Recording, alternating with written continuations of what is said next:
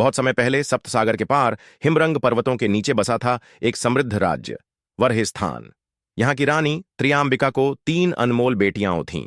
1 राजकुमारी आद्या, सबसे बड़ी, चतुर, नीति में प्रवीण। 2 राजकुमारी सियोनी, बीच वाली, हृदय से कोमल, संगीत की मल्लिका। 3 राजकुमारी नेहाला, सबसे छोटी, जिज्ञासु और साहसी। तीनों बहनें एक दूसरे से अत्यंत प्रेम करती थीं, परंतु उनके राज्य के दक्षिण में फैला था एक प्राचीन शापित जंगल, कालीबन।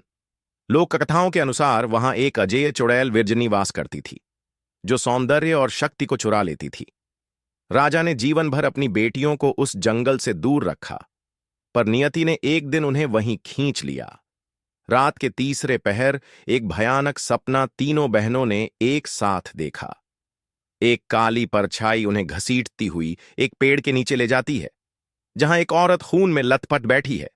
उसकी आंखें जल रही हैं और वह बार बार एक ही वाक्य दोहराती है, कालीबन लौटाओ, मेरी आत्मा लौटा दो।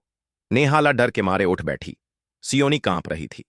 आद्या ने गंभीर स्वर में कहा, यह कोई सपना नहीं था, यह बुलावा है। राजमहल से चुपचाप निकली तीनों बहनें, आद्या, सियोनी और नेहाला, पहली बार किसी सच्चे भय से रूबरू होने जा रही थीं। राज्य की सीमाओं को पार करते ही उनकी देह पर सिहरन दौड़ गई। हवा भारी हो चली थी, जैसे कोई उन्हें देख रहा हो। तीनों ने राजसी वस्त्र त्याग दिए थे और सामान्य वेश में कम से कम सामान के साथ यात्रा शुरू की।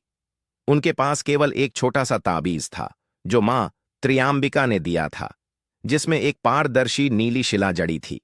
मां ने कहा था, इसमें तुम्हारी पूर्वजनों की चेतना है, संकट आने पर इसे अपने हृदय से लगाना।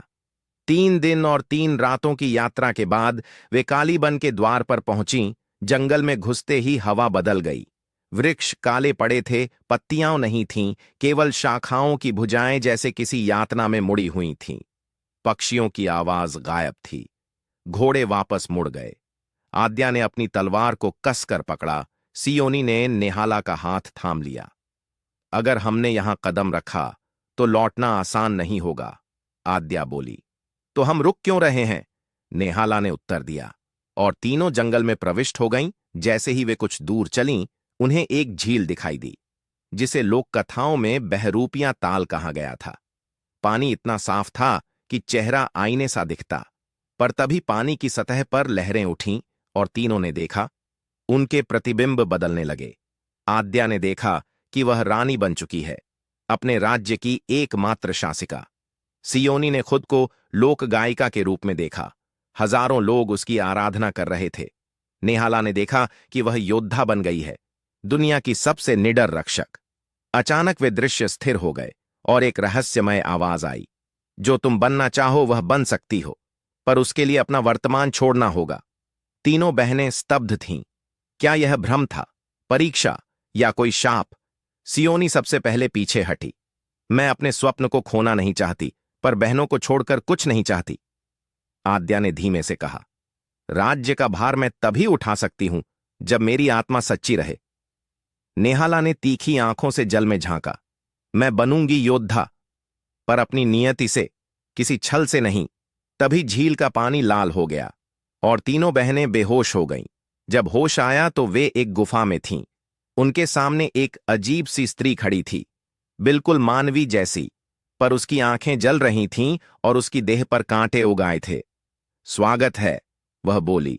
मैं विरजनी हूं, कालीबन की रानी, और अब तुम मेरी कैद में हो। सियोनी कांप उठी। नेहाला ने तलवार खींचने की कोशिश की, पर हाथों में शक्ति नहीं बची थी। आद्या ने साहस बटोरकर पूछा, तू हमसे क्या चाहती है? विरजनी मुस्काई, जो मेरे साथ हुआ था वही तुमसे करवाना चाहती हूं। मैं भी कभी एक राजकुमारी थी, पर जब मैंने जंगल की आत्मा को छुआ तो मेरे भीतर की सच्चाई जाग उठी। सबने मुझे चुड़ैल कहा, मेरी आत्मा को नष्ट किया गया। अब मैं हर उस आत्मा को बुलाती हूं जो सत्य से डरी हो। उसकी आंखों से खून के आंसू गिरने लगे।